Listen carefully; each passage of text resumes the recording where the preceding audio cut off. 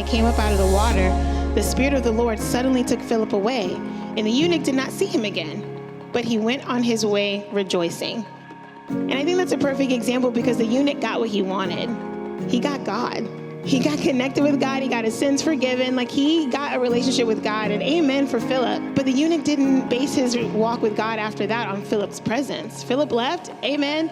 He went on his way rejoicing. Not only who or what in my life is more important than God, but specifically who in my life is as important to that opinion of God, who has access to me in an equal way. When I think about when I first became a Christian, I really first committed to biblical discipleship, biblical Christianity. One of the women in my life who had walked with me, she was one of the girls who was reaching out to me. She was sitting down and explaining scriptures to me. When I made the decision to fully commit, I felt like our friendship kind of wavered.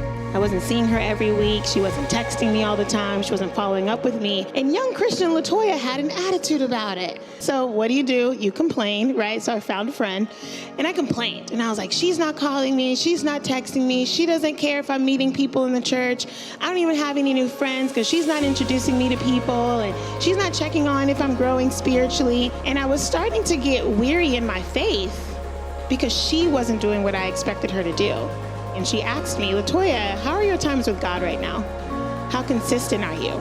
How consistent is your prayer time? How are you doing at reading? What memory scriptures do you have right now in your heart? And I didn't have any. And she looked at me and she said, why do you think God would give you someone to compete with him? And that's never left me.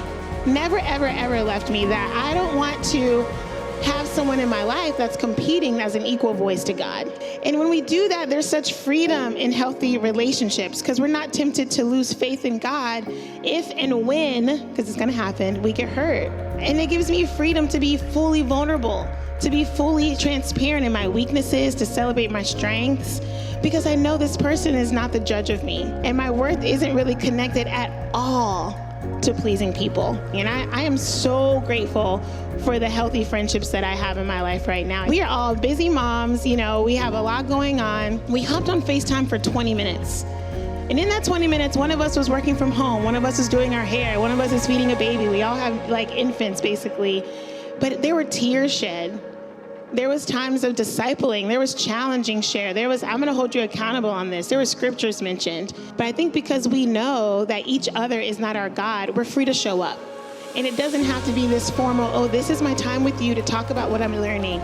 FaceTime me real quick. Let's get there. Let's say what needs to be said. I got to go by. I think that's only possible when I know that those girls don't define me, that if I really tell them what's going on in my heart, then they're going to really judge me. No, I can freely show up because I know at the end of the day, God is the one that has the final say.